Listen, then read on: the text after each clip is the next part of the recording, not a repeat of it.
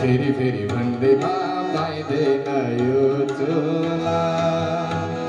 श्री कृष्णको नयाँ लाल की गोविंद भगवान को बरियानि सुते प्रश्न कृतो लोकहितं नृप आत्मविद सम्मतः पुंसां श्रोतव्यादिषु यः पर।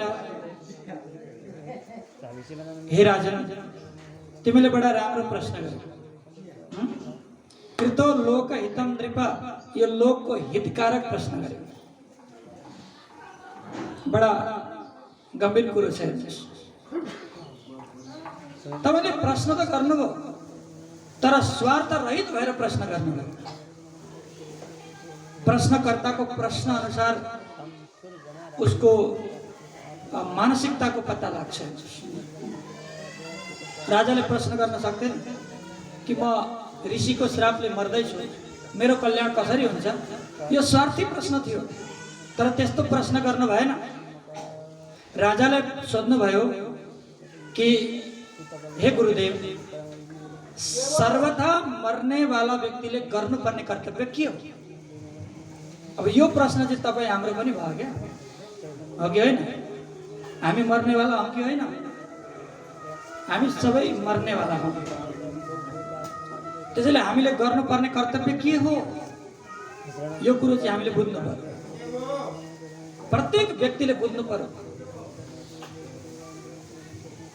यहाँ भन्नुहुन्छ निद्रया ह्रियते नक्तम् व्यवायेन जवावय दिवाचार्थे हया राजन् कुटुम्ब भरणे नवा।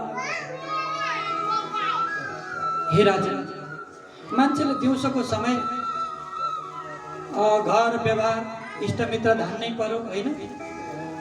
अब खेती किसान गर्नेले खेती किसानमा जानु पर्यो।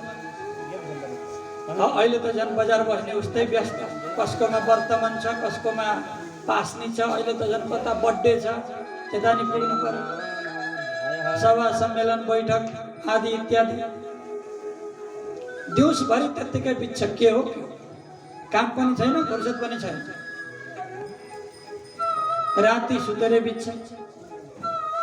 अनि आफ्ना परिवारलाई के खुवाउँ, के लगाउँ, अब पर्व आउँदैछ त्यसलाई कसरी टारौँ, अनेक प्रकारका यस्तै गृहिक कर्महरूद्वारा दिउँसो त सकिन्छ, राति सुतेर सकिन्छ भने आखिर त्यसले भगवानको भजन कतिखेर गर्ने। खेली खेली गएको बाल्य अवस्था, तरुणीतिर गो तरुण अवस्था, वृद्ध भएपछि चिन्ता लेला, हरिकन भजने कुन हो बेला। केटाकेटीको उमेर खेल्दै बितेको, अब जवानी उमेर ऐना हेर्दै बितेको। मभन्दा राम्रो कोही छैन, मभन्दा बाठो कोही छैन, मभन्दा जान्ने कोही छैन, मै सबै थोक हुँ भनेर घमण्डमै बित्यो। अब बुढो भएपछि जवानीमा गर्नुपर्ने रहेछ, गरिएन, गई त गोसँग गर्ने के। अब वृद्ध त अर्काको सहारामा बस्नु पर्यो, लट्ठीको सहारामा हिँड्नु पर्यो। त्यसैले वृद्ध भएपछि कर्म हुँदैन, गर्नुपर्ने नै युवा अवस्थामा हो, तर युवा अवस्थामा चेतना भएन। आज अक्सर कथा सुन्ने व्यक्तिहरू पनि उत्तरार्धमा गइसकेकै व्यक्तिहरू हुनुहुन्छ। युवा पिँढीहरूले सुन्न रुचाउँदैन। यो त बुढाबुढीले सुन्ने कुरा हो भन्छ। यस्तो छ विडम्बना। अनि पछि वृद्ध अवस्थामा गएपछि यति तरिका, यो त मैले आजभन्दा 20 वर्ष अगाडि सुनेको भए म के गर्थेँ होला, अनि त्यतिखेर चिन्ता गरेर के गर्ने। त्यसैले यो पहिले नै सुन्ने कुरा थियो, तर हामीले सुन्न सकेनौँ। कारण के त भन्दाखेरि हामीलाई भगवानको बलवन्ती मायाले त्यसो गर्न दिएन, अथवा प्रारब्धले हामीलाई त्यसो गर्न दिएन। कति नराम्रा कर्म गरेका छौँ होला, अनि एकैचोटि राम्रो कर्म गर्नको लागि हाम्रो प्रारब्धले कहाँ दिन्छ र। परिनिष्ठितोऽपि नैर्गुण्य उत्तम श्लोक लीलया गृहीत चेतराजर्षे आख्यानं यदधीतवान्। यहाँ भन्नुहुन्छ हे राजन, सम्पूर्ण साधनको अथवा सम्पूर्ण कुराको एउटै सार हो श्रीमद् भागवत महापुराण। भागवत सुनेपछि अर्को केही सुन्ने जरुरत छैन। मरणधर्म प्राणीले सुन्नुपर्ने नै भागवत हो। भागवतबाट जीवको कल्याण हुन्छ, जीवनलाई सुधार्न सकिन्छ। त्यसैले म त एउटा वैरागी थिएँ अथवा म एउटा निराकार ब्रह्मलाई मान्नेवाला थिएँ, तर भगवानको कथाले मलाई पनि साकार ब्रह्मतिर डोर्यायो।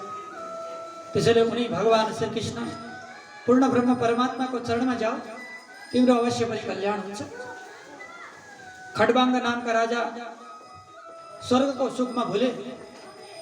केवल एक मुहूर्तमा तिमी मर्दैछौ भन्ने कुरा थाहा पाएपछि एक मुहूर्तको जीवनलाई नै भगवतमय बनाए, प्रभुमय बनाए, भगवानलाई समर्पित गरिदिए र उनले त संसारलाई जिते। राजन, तिमीसँग त 7 दिन छ, किन चिन्ता गर्छौ? त्यसैले चिन्ता नगर, यो 7 दिनमा तिमीले आफूलाई कल्याण गर्न सक्छौ, जीवात्माको कल्याण गर्न सक्छौ। सबैभन्दा पहिले त आसनलाई जित। आसनलाई जितेर ध्यानमा बस अनि ध्यान गरी गरी यो कलेवरलाई भगवानप्रति समर्पित गर। यसलाई ध्यान योग भन्छ। अब ध्यान योग सक्दैन, मन अनकन्ट्रोल हुन्छ हैन, मन त एकाग्र हुँदै हुँदैन। भगवानसँग अर्जुनले पनि प्रश्न गर्नुभयो, चञ्चलमी मनः कृष्ण प्रमाथि बलमद्दृढम्। हे कृष्ण, यो मन चञ्चल छ, यसलाई मैले रोक्न सक्दिनँ। त्यसैले मेरो विचारमा मनलाई निग्रह गर्नु यो दुष्कर छ, यानि कि यसलाई सकिँदैन। भगवानले भन्नुहुन्छ, अभ्यासेन त कौन्तेय वैराग्येणानुगृह्यते। अभ्यास गर न, संसार प्रति वैराग्य धारण गर न, आपसे आप तिम्रो मन आफ्नो बसमा हुन थाल्छ। त्यसैले मनलाई एकाग्र बनाउनु, त्यो पनि सक्नुहुन्न भने योग विधिबाट जानुहोस्। योग विधि कस्तो? योगमा मनलाई एकाग्र गर्ने एउटा राम्रो तरिका छ। नाकको टुप्पोलाई हेर्नुहोस्, सक्नुहुन्छ? बोलो राधे राधे। नाकको टुप्पोलाई हेरिरहनु। अब यसरी नाकको टुप्पोलाई हेऱ्यो भने तपाईको ध्यान यताउता भाग्ने बित्तिकै नाकको टुप्पो हराइहाल्छ। यो चाहिँ मन एकाग्र गर्ने तरिका, योग साधना अन्तर्गत हो।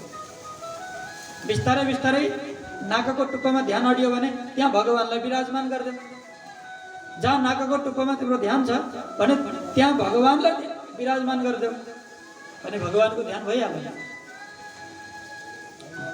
मनलाई एकाग्र गर्न सक्नुपर्दछ। मनलाई एकाग्र गर्नको लागि ऋषिहरूले अनेक तरिका बताए। वैष्णवहरूले झोलीमालामा हात राखेर जपिरहन्छन्। त्यो मन एकाग्र गर्ने तरिका सिधै यो साइली अम्लाको कनेक्सन मस्तिष्कसँग हुन्छ। साइली अम्लाको सिधै सम्पर्क मस्तिष्कसँग हुन्छ। अनि माला जप्दाखेरि त्यहीँबाट जप्नुपर्छ। माला जप्ने पनि तरिका छ नि, फेरि तरिका नपुरै जप भने त त्यसबाट फाइदा छैन हैन। साइलो अम्लामा रगड्नु पर्यो। जति घस्रण पैदा हुन्छ मनको एकाग्रता त्यति नै हुन्छ। हामीले यसरी माला जप्दाखेरि यहाँनेरि मालालाई राख्ने अनि यसरी जप्ने, यहाँ घस्रण पैदा हुन्छ। त्यसैबाट हाम्रो ऊर्जा पनि प्राप्ति हुन्छ र मन एकाग्रता पनि हुन्छ। यस्तो तरिकाले मनलाई एकाग्र गरी परमात्मामा लगाऊ भनेर बताउनु भयो। र अर्को तरिका बताउनुहुन्छ, यदि भगवान त धेरै छन्, आखिर उपासना कसको गर्नु भन्दा उपासना गर्ने तरिका पनि बताउनु भयो। र वास्तवमा साधकले जान्नुपर्ने एउटा महत्त्वपूर्ण कुरा यहाँ बताउनु भयो। साधकहरू हुन्छन् नि, साधु सन्तहरू हुन्छन् नि, तिनीहरूलाई अलिकति फड्कार पनि लगाउनु भयो। आफूले आफूलाई साधु सन्त भन्ने, अनि साधु सन्त भनेर के गर्छौँ हामी? साधु सन्तको रूपमा चाहिँ छौँ, तर को भक्त आउँछ र यो अलिकति छत लगाइदिन्छ, को भक्त आउँछ र 10 बोरा सिमेन्ट टिदेला, अनि को भक्त आउँछ र अलिकति गिटी देला, अलिकति पैसा देला। त कसरी साधु? यहाँ भन्नुहुन्छ चिराणि किं पतिन सन्ति दिशन्ति भिक्षा नैवां कृपा परविता सरितोपशुष्यन् रुद्धा गुहा किमजितो वतिनोपसन्नान् कस्मान् भजन्ति कवयो धनदुर्मदान्धान। तिमी धनीको पछाडि किन लाग्छौ हे साधक हो? भन्दा घर त चाहियो नि हजुर। अनि के तिमीलाई गुफा बन्द गरिदिएको छ र? गुफामा गएर बस न, घर किन चाहियो? होइन, गुफामा बसे पनि हजुर कपडा लगाउने कपडा त चाहियो नि। बाटामा जति फ्यालिरहेका हुन्छन् त कपडा, तिनी उठाउनु लाउनु। आखिर कपडाको काम के हो भन्दा लज्जा ढाक्नु अथवा जाडो छेक्नु त हो। अरू के छ कपडाको काम? जो फ्याँकेको कपडा हुन्छ त्यही लगाऊ। होइन हजुर, खानु त पर्यो नि। भन्दा रुखमा फलफुल के दिन छोडेर रुखले? फलफुल पाइएन भने पत्ता खाऊ, पत्ता पाइएन भने बोक्रा खाऊ। आखिर प्राण बचाउनु त हो। यही जिब्रोले गर्दा बिग्रेका होइन हामी? बोल्नु राधे राधे। हामी बिग्रेको कारण नै जिब्रोले हो। हामी यो स्वाद छैन यसमा भन्छौँ नि, स्वाद छैन। स्वाद आखिर चाख्ने चाहिँ कसले हो थाहा छ? जिब्राको टुप्पोले। जिब्राको टुप्पोले स्वाद चाख्ने। तपाईको शरीर होला 60-70 केजीको, होइन? अब जिब्रो छ 5 ग्रामको त्यो टुप्पो, जिब्राको टुप्पो। अब 5 ग्रामको जिब्राको टुप्पाको स्वादका लागि तपाईले 70-80 किलो शरीरलाई असर गर्ने चिज चाहिँ खाइदिनुहुन्छ। तपाईँ जिब्राको दास छैन। याद गर्नु, यो 5 ग्रामको जिब्राको चक्करमा नपर्नुहोस्, जिब्राको टुप्पाको इन्द्रियको चक्करमा नपर्नुहोस्। शरीरलाई जुन चिजले फाइदा गर्छ त्यो चिज लिनुहोस्। र यो शरीरमा बसेर आत्माको कल्याण कसरी हुन्छ त्यसप्रति चिन्तित बन्नुहोस्, त्यस पछाडि चिन्तन गर्नुहोस्। यो पो हाम्रो मानव जीवनको वास्तविक कर्तव्य हो।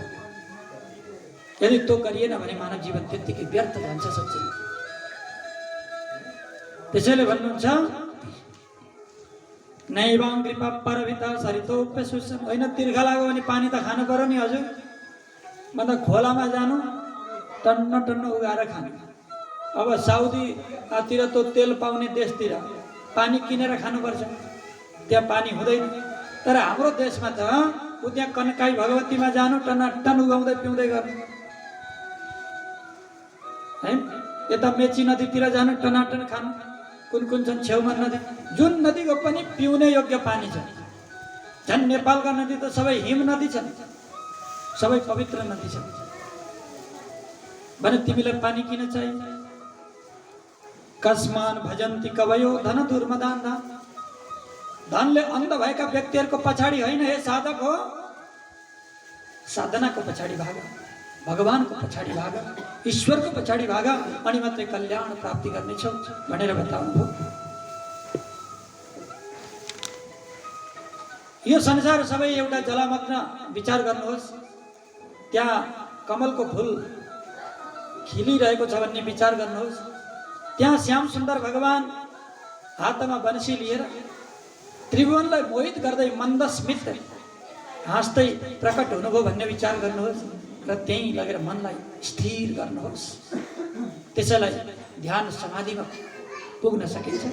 ध्यान समाधिमा जाँदाखेरि बिस्तारै भगवानको मुकुट दर्शन गर्नुहोस्, बिस्तारै भगवानको चेहरा दर्शन गर्नुहोस्, बिस्तारै भगवानको हृदय दर्शन गर्नुहोस्, अनि हुँदै हुँदै भगवानको चरण दर्शन गर्नुहोस्। चरणमा पनि भगवानको दाहिने चरणको नखमणिको दर्शन गर्नुहोस्, त्यही नखको पनि त्यो अर्धचन्द्रकारको दर्शन गर्नुहोस्। त्यो चन्द्रबाट प्रकाश आउँदैछ भन्ने विचार गर्नुहोस्, अनि त्यही प्रकाशमा आफूले आफूलाई हराइदिनुहोस्। त्यसलाई भन्छन् समाधि। हो त समाधिमा पुगेपछि संसारको सबैभन्दा ठुलो आनन्द प्राप्ति हुन्छ। त्यो आनन्द प्राप्त गर्नको लागि, त्यो आनन्दलाई प्राप्ति गर्नको लागि योगी बन्नुपर्छ। अब योगी त बन्न सकिएन, भगवानको पूजा गर्न चाहन्छु, भगवानको व्रत गर्न चाहन्छु। मैले कुन भगवानको व्रत गरौँ हजुर? सुखदेव स्वामी भन्नुहुन्छ, वसु काम वसुन रुद्रान वीर्य कामोथ वीर्यवान अन्नात् कामादितिम स्वर्ग कामोति ते सुता। स्वर्गको इच्छा छ भने इन्द्रको उपासना गर्नु हैन? इन्द्र बडा के छन् त भन्दाखेरि ऐश्वर्यशाली छन्। हेर्नुहोस् है, चिन्तन भनेको हामीले लौकिक उदाहरणबाट पनि सिक्नुपर्ने कुरा। यो रिलायन्स कम्पनीको मालिक धीरुभाई अम्बानी पत्रिका बेच्ने काम गर्थे भन्ने त सुन्नुभएको हो। तर पत्रिका बेचेर 50 रुपियाँ कमाउँथे अरे, अनि त्यो 50 रुपियाँ लिएर 5 स्टार होटलमा गएर चिया खान्थे अरे।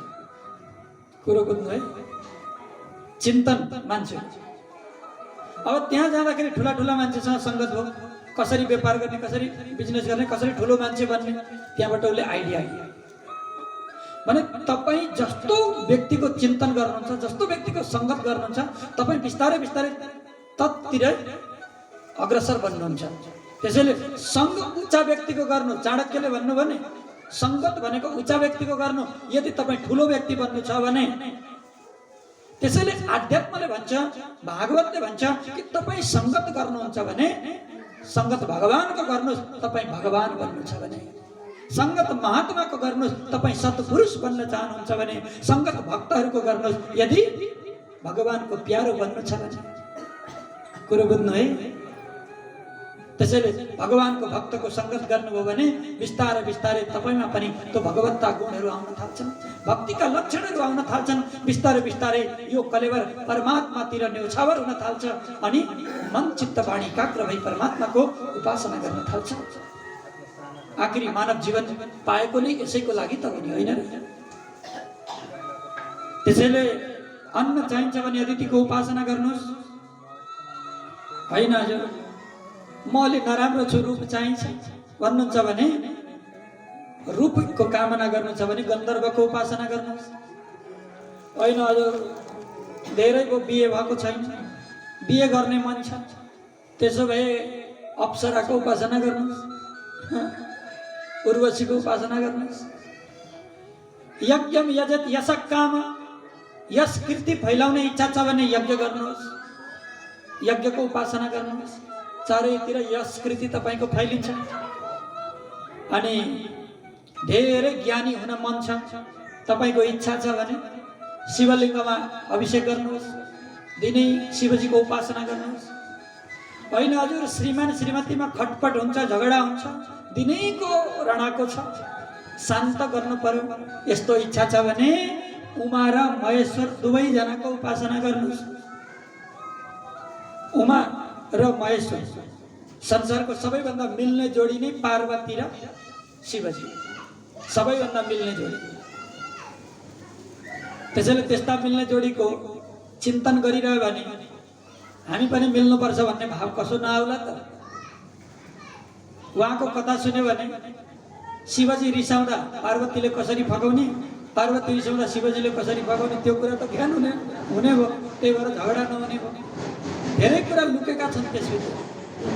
गोविन्द भगवानको होइन होइन हजुर, मलाई सबै थोक चाहियो, रूप पनि चाहियो, धन पनि चाहियो, अथवा मलाई केही पनि चाहिएन, मलाई केही पनि चाहिएन, केवल प्रभु चाहियो भने कसको उपासना गर्नु?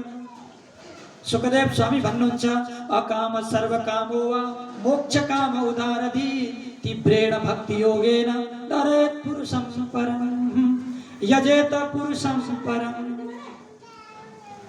तीव्रेण भक्ति योगेन यजेत पुरुषं परं। यदि तपाईलाई सम्पूर्ण कामनाको सिद्धि चाहिएको छ अथवा केही कामना छैन, केवल प्रभुको प्राप्तिको कामना छ, मुक्तिको कामना छ, अथवा त्यो पनि छैन, केवल भक्तिको कामना छ भने भगवान श्री कृष्णको उपासना गर्नुहोस्। भगवानले नदिने चिज केही पनि छैन, किनकि भगवानले नै यो संसारको सृष्टि गर्नुभयो र भगवानै चारैतिर हुनुहुन्छ, अनेक रूपमा विभाजित हुनुहुन्छ। उनै एक ब्रह्म हुनुहुन्छ यो संसारमा संरचना गर्नेवाला र उनै कृष्णको चरणमा गए सबै थोक प्राप्ति गर्न सकिन्छ। त्यसैले भगवान श्रीहरिको उपासना गर्नु। हेर बाबु, यो शरीर हामीले पाएको नै भगवानको उपासना गर्न हो। बिलेवतो रुक्रम विक्रमानये न शृण्वत कर्णपुटे नरस्य जिह्वा सती दार्दुरिके वसूत न चोपगायत उरुगाय गाथा। यो कानले भगवानको कथा सुन्दैन भने, यो कानले भगवानको कथा सुन्दैन भने यो कान त केवल टोड्का मात्रै हुन्, तो पनि सर्प बस्ने, कामै नलाग्ने।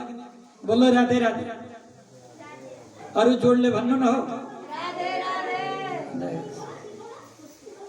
त्यसैले यहाँ भन्नुहुन्छ जुन जिब्राले भगवानको नाम जप्दैन त्यसको जिब्रो र भ्यागुत्ताको जिब्रोमा कुनै फरक छैन। भ्यागुत्ताले पनि त बोलेको बोलेको छ नि, टार र टोर हैन भने भ्यागुत्ताको जिब्रो र मान्छेको जिब्रोमा केही फरक छैन यदि भगवानको नाम जप्दैन भने। यो पृथ्वीको भार मात्र, यो शरीर यदि भगवानको चरणमा नमीभूत हुँदैन भने। त्यसैले जीवच्छवो भगवताङ्ग्रिरेणु न जातु मर्त्यो बिलवे तयस्तु। जीवन उसको सब समान हो यदि त्यो जीवनमा भगवानको कहिले पनि सेवा गरेन, भगवानको चरणतिर लागेन, भगवानको शरणापन्न भएन। त्यसैले सज्जन हामीले बुझ्नु पर्यो हाम्रो जीवनको रहस्य, म किन जन्मिएँ यो कुरालाई बुझ्नु पर्यो। विद्या सुन्न भनेर कान बनिए के गर्नु ती कुण्डल हो गए। पुराण सुन्न, भागवतका कथा सुन्न, राम्रा राम्रा भगवानका ती लीला चरित्रहरू सुन्नको लागि यो कान बनियो, कुण्डल लगाउन होइन। राम्रा कथाहरू सुनेको छ, धेरै ज्ञानी भएको छ भने संसारमा उसको महत्त्व ठुलो हुन्छ। यो त धेरै ज्ञानी छन् भन्ने हुन्छ, तर कुण्डल धेरै ठुल्ठुला लगायो भने हेर न मलाई देखाउन त लागेको होला नि भन्छ, काम छैन त्यसको। दानै गर्न भनेर हात बनिए बाला भिरेके छरा। यो हातको महत्त्व भनेको दानबाटै छ, बालामा छैन। राम्रा राम्रा सुनका चुरा लगाउनुहोस्, 10वटै किन नलगाउनुहोस्, तर तपाईको हातको महत्त्व कसैले पनि गाउँदैन, तपाईको हातको प्रशंसा कसैले पनि गर्दैन। तर आज संसारमा हेर्नु त मदर टेरेसाको हातको फोटो हरेक घरमा छ। किन? उनले दान गरिन्। त्यो चाउरी परेको हात सबैलाई मन पर्यो। कुनै चुरा लागेको छैन, सुन लागेको छैन। त्यसैले दानै गर्न भनेर हात बनिए बाला भिरेके छरा। जिब्रो पढ्न र मन्त्र जप्न बनियो न स्वादका खातिर हो। स्वादको लागि होइन जिब्रो, राम भन्नको लागि, श्याम भन्नको लागि, गोविन्द भन्नको लागि, भगवानको नाम जप्नको लागि हो। भगवानको चरणमा चढाएको त्यो दिव्य प्रसादी ग्रहण गर्नको लागि हो, न कि जिब्रोलाई जस्तो चटर मटर कटर मन पर्छ त्यतातिर। यो चोला परोपकार खातिर भयो श्रृङ्गारमा के छ। परोपकारमा लाग्नु भयो भने नि, समाज कल्याणमा लाग्नुभयो, परोपकारमा लाग्नुभयो, अर्कालाई सहयोग गर्ने सहयोगी भावना तपाईको छ भने हरेक व्यक्तिले तपाईको पूजा गर्छ। तर जिउभरि सेन्ट लगाएर हिँड्नुहुन्छ, कसैलाई सहयोग गर्नुहुन्न भने त्यो सेन्ट पनि अर्कालाई गनाउँछ। तर तपाईको शरीरमा पसिना गनाएको किन नहोस्, तर तपाईँ परोपकारी हुनुहुन्छ, अर्काको सेवा गर्नुहुन्छ भने सबैले तपाईको प्रशंसा गर्छन्, तपाईको छेउमा आउन रुचाउँछन्, तपाईको पूजा गर्न रुचाउँछन्। त्यसैले परोपकारी बन्नुहोस्, भगवानको चरणानुरागी बन्नुहोस्। मानवलाई नै ईश्वर सम्झेर मानवको पनि सेवामा उत्तिकै लाग्नुहोस्। हरेक जीवात्माको लागि हजुर एक महान व्यक्ति बनेर सेवा गर्नुहोस् भन्ने उपदेश आज सुखदेव स्वामी राजा परीक्षितलाई दिनुहुन्छ र अगाडि गएर 24 अवतारको कथा र चतुश्लोकी भागवतको विषयमा बताउनुहुन्छ। तर हाम्रो अहिलेको विश्रामको समय भइसकेको हुनाले चतुश्लोकी भागवतको यो दिव्य कथा केही बेरको विश्रामपछि हामी श्रवण गर्नेछौँ। बडा राम्रो कथा छ र यो 4 श्लोकबाटै 18,000 श्लोक वेदव्यासले बनाउनु भएको प्रसङ्ग आउँछ र त्यो 4 श्लोकको अर्थ के रहेछ हामी सार संक्षेपमा 2 बजेदेखिको कथामा श्रवण गर्नेछौँ। अहिले हाम्रो 1 बजेसम्म विश्राम रहन्छ र केही बेर पाठपछि 2 बजे ठिक 2 बजेदेखि 4 बजेसम्म कथा श्रवण गर्नेछौँ। अस्तु, जय श्री राधे। गोविन्द भगवानको एउटा मिठो भजन छ, आरतीको तयार गर्नु होला।